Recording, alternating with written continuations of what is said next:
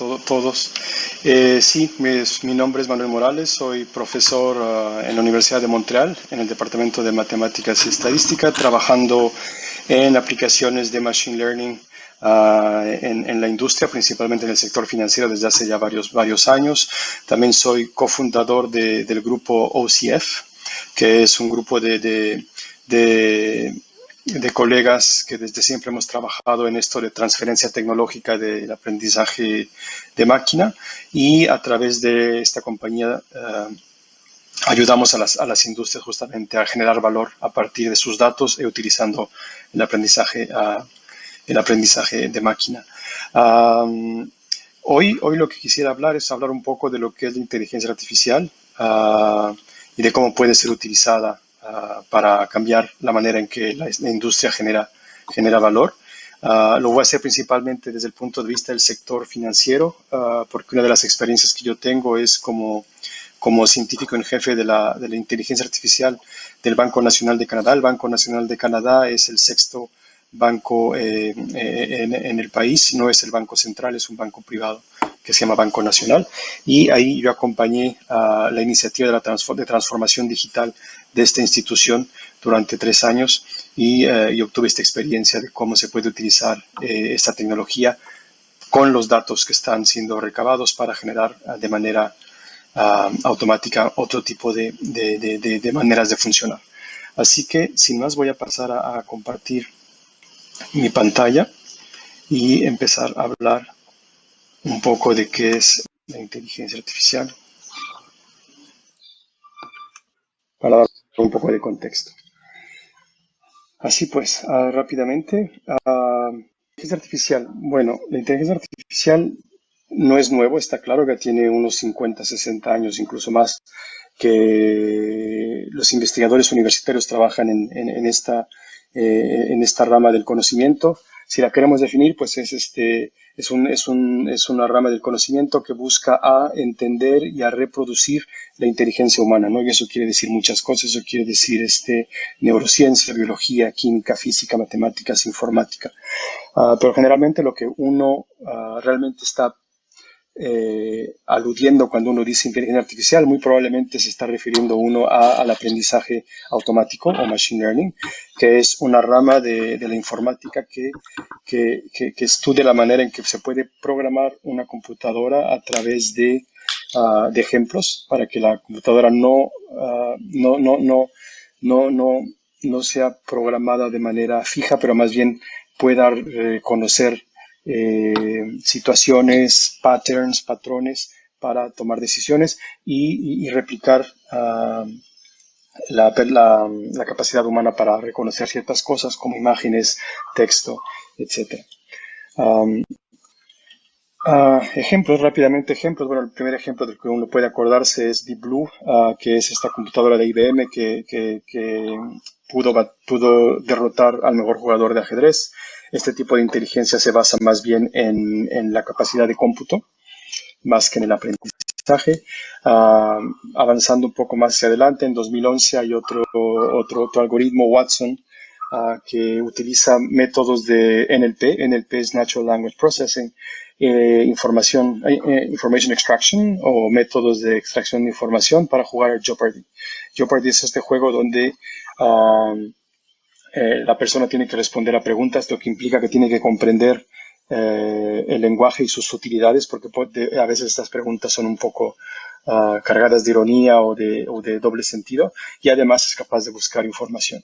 Este es otro ejemplo donde es un poco ya más cercano a la capacidad humana de trabajar, y uno de los últimos es AlphaGo, que es un algoritmo creado por Google que aprendió a jugar Go, este juego que es bastante más complejo que el ajedrez en términos de posibilidades.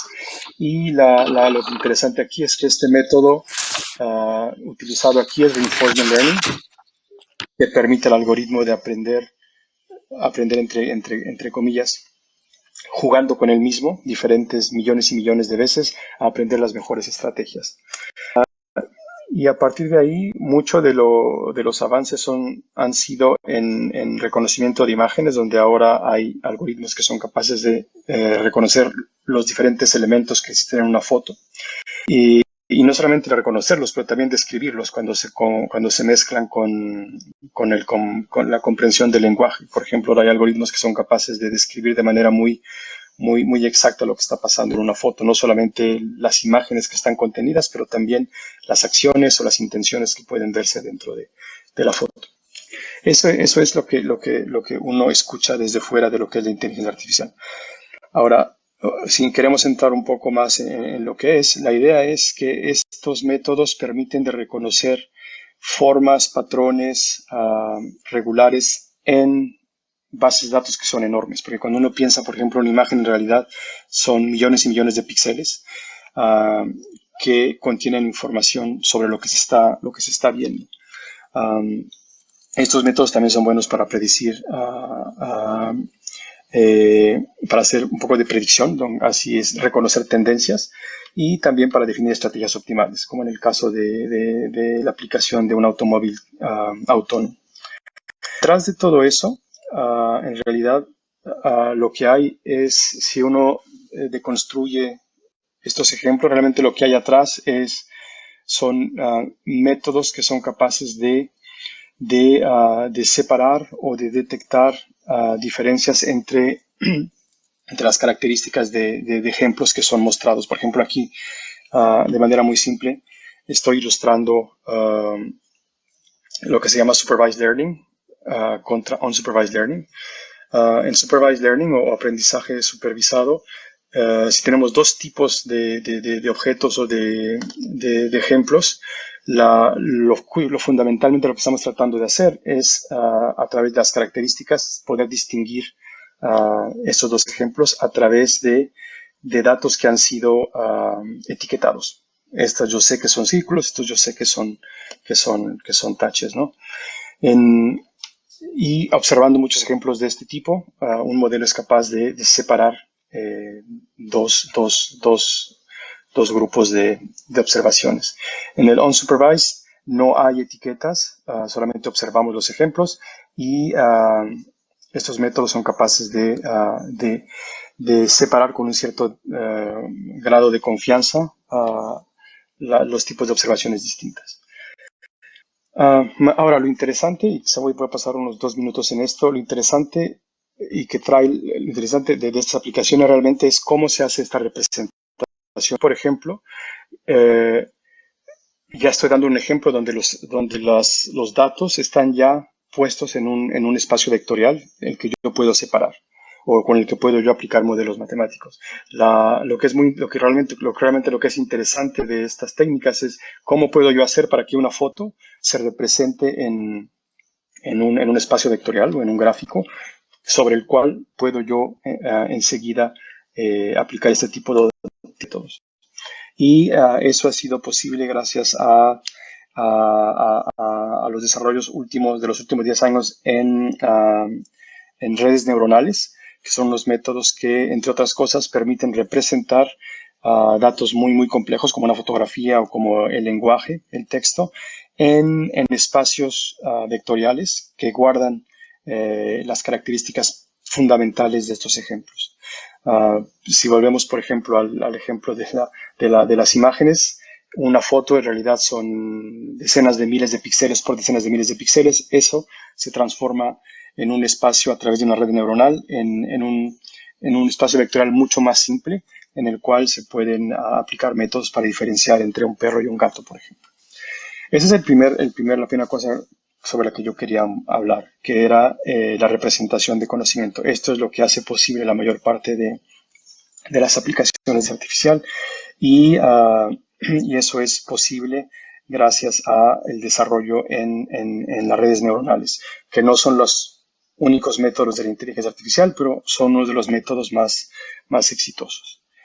Ahora, ya que hablé de esta parte, voy a parar un poco mi pantalla. Ahora quisiera hablar de cómo, con esta idea de inteligencia artificial y de métodos de lo que acabo de hablar, cómo se puede generar valor en la industria. Y voy a presentarles otra presentación que tengo aquí.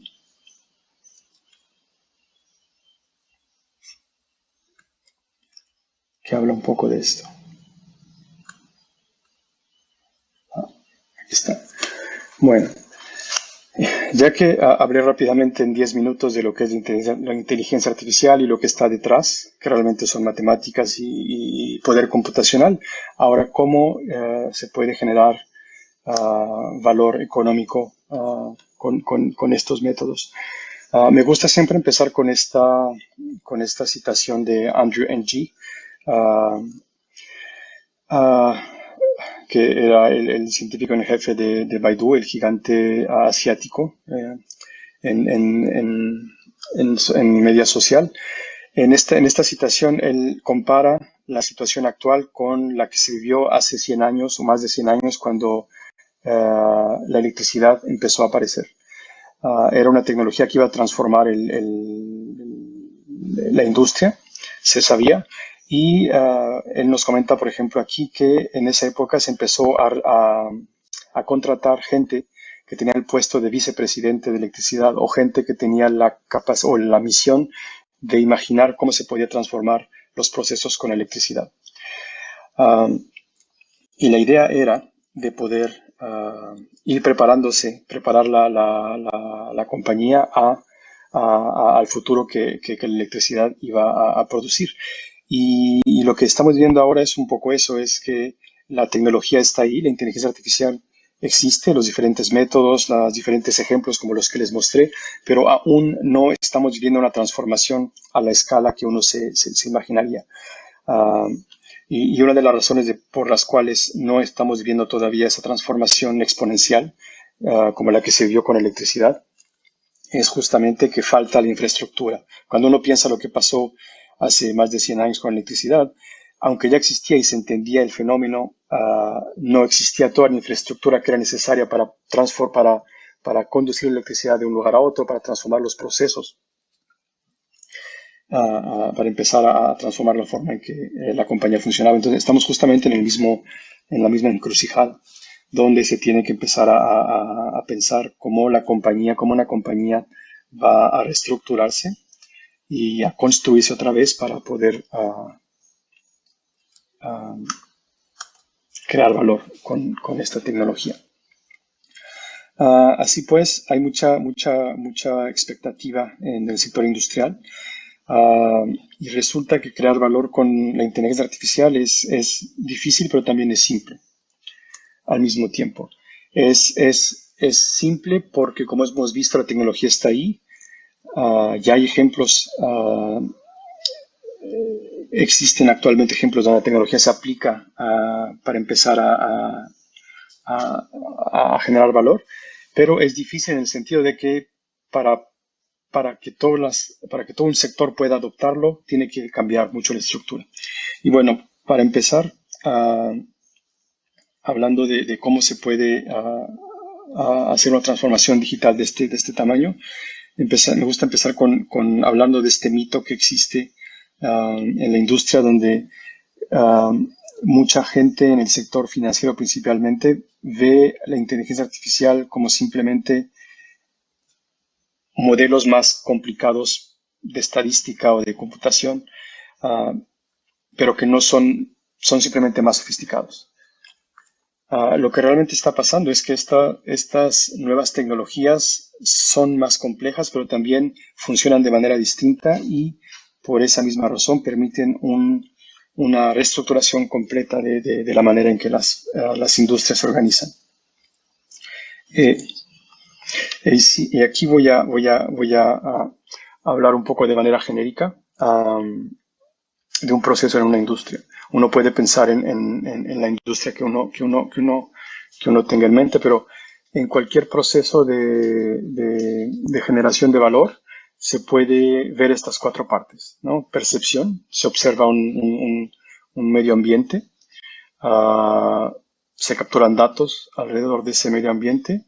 Hay una etapa de decisión donde de manera analítica, ya sea un humano o a la ayuda de la computadora, se hacen modelos, se hacen predicciones para producir, para ayudar a la toma de decisión. Esa es la tercera etapa donde se actúa en función de lo que un modelo nos puede decir, que es la manera correcta de proceder. Y una cuarta etapa es el aprendizaje, porque cuando ya uno toma una decisión, hay una, una, ¿cómo se llama esto? Un, un, una, una, una reacción, vamos a decir una reacción, y se tiene que aprender de esa reacción, ¿no? Por ejemplo, bueno, ¿No te escuchamos bien? Adelante, por favor. sí, sí, ok. Y bueno, resulta que en los procesos normales esto es un proceso lineal, ¿ok? Captura de datos, modelización, decisión y aprendizaje. La inteligencia artificial lo que nos permite ahora es cerrar este círculo y, y generar este feedback loop que le llamamos, donde lo que se aprendió de la aplicación de un método se vuelve ahora otra vez input de mi modelo y el modelo puede continuar a mejorarse. Voy a poner un ejemplo aquí. Eh, en el sector financiero, por ejemplo, a uno le interesa, estoy pensando, por ejemplo, desde el punto de vista de un consejero financiero. Un consejero financiero tiene que aprender y a conocer a su cliente. El banco captura mucha información sobre estos clientes a través de las diferentes transacciones que el cliente puede hacer. Y existen modelos que analizan esta información, estas transacciones y que descubren oportunidades de nuevas ventas de productos. Por ejemplo, si la persona está pasando a una etapa de su vida donde ya tuvo un nuevo empleo o se va a casar, va a buscar una nueva casa, por ejemplo, estos modelos pueden detectar estos cambios de comportamiento y sugerir nuevos productos que se le pueden ofrecer al cliente y en función del resultado de estas proposiciones que se le hacen al cliente, porque por ejemplo a veces el modelo se puede equivocar, pero si resulta que el cliente realmente le interesó comprar un producto de tipo hipoteca, por ejemplo, entonces ahí ya el modelo aprende que en efecto este cliente, como se predijo, ya está entrando en una etapa distinta de su vida y eso se retroalimenta y ahora ya sabemos que este tipo de clientes, en efecto, cuando observamos cierto comportamiento, sabemos que es muy probable que esté pasando una etapa de su vida donde necesite una hipoteca. Y eso es lo que yo quería decir por este ciclo que llamamos en inglés feedback loop. Tradicionalmente eso no existe porque esta última etapa donde se colecta la reacción de la acción que se tomó normalmente es manual, no es automática y no se toma en cuenta inmediatamente dentro de- del ciclo de vida. Uh, Así pues, lo que estamos viendo ahora en el sector financiero, pero en otros sectores igual, es que para generar valor hay una nueva manera de funcionar. Y esta nueva manera de funcionar pasa a través de colectar o de tener la capacidad de colectar datos. Ah, si todas las nuevas soluciones que se ponen en el mercado tienen el objetivo, claro está, de servir al cliente o al usuario, pero también hay un otro objetivo que es un poco secundario, que es capturar información. Qué tipo de utilización el usuario le está dando a su aplicación móvil, por ejemplo, cuando interactúa con el banco, qué tipo de productos está comprando. Toda esa información que se está capturando igual y que permite de personalizar aún más la proposición hacia el usuario y a través de esa personalización se le puede proponer un valor más importante uh, dentro de la solución o dentro del producto, como en el ejemplo del que les di. Cuando se detecta que hay un cambio de comportamiento, se le puede proponer en el momento adecuado y con los parámetros adecuados una nueva propuesta de hipoteca en el caso del ejemplo. Pero eso se puede extrapolar a cualquier otro tipo de sector. Uh, eso, lo interesante aquí es que hay sectores que nacieron digitales desde el principio, como por ejemplo Facebook, Google y otros negocios digitales. Ellos siempre desde el inicio su objetivo ha sido colectar datos para poder conocer mejor a sus clientes y personalizar la propuesta. Esta manera de pensar poco a poco está cambiando, está, está siendo integrada por otros sectores y eso lo vemos a través, por ejemplo, en el sector financiero con la proliferación de aplicaciones móviles que sí proponen soluciones de visión 360 sobre ¿cómo se llama? El perfil financiero de la persona, pero también está capturando datos que permitan a la institución de proponer o de definir nuevos productos para el mercado. Así que esto es fundamentalmente lo que está cambiando y lo que la inteligencia artificial trae como elemento de transformación, es pasar de una secuencia lineal donde las acciones o las decisiones finales que se toman, el aprendizaje de lo que resulta, no se integra de manera automática. Ese es uno. La inteligencia artificial necesita de este feedback loop. Pero también el otro elemento es esta comprensión que cualquier nuevo producto debe tener dos objetivos: servir, pero también capturar datos, lo que permite generar nuevas soluciones o nuevas oportunidades de, de productos o de mercado. Voy a dejar de compartir mi pantalla. Ahí está. Okay. Así pues, y para concluir, simplemente quiero decir que también existen aplicaciones de esto que generan valor social, no solamente valor económico, y una de las que quisiera hablar rápidamente es la finanza responsable. Cuando uno empieza a ver el impacto que la actividad económica tiene en el medio ambiente, está claro que quizá el sector financiero no parece ser uno de los que más contaminan. Pero en realidad, cuando uno mira de cerca, cada inversión tiene una huella detrás, porque no es lo mismo invertir en un campo, de petróleo que en energía renovable. Eso tiene un impacto y eso, para medirlo, es muy complicado porque todo ese tipo de información está normalmente codificada en textos, en reportes. La inteligencia artificial permite justamente de manera automática ir y leer esos textos y dar esa visibilidad, porque los textos son públicos, los reportes son públicos, pero esto nos permite dar una visibilidad a todos esos elementos que están ahí y traer una accountability a la inversión. Ese es un ejemplo rápido de cómo se crea valor social con inteligencia artificial.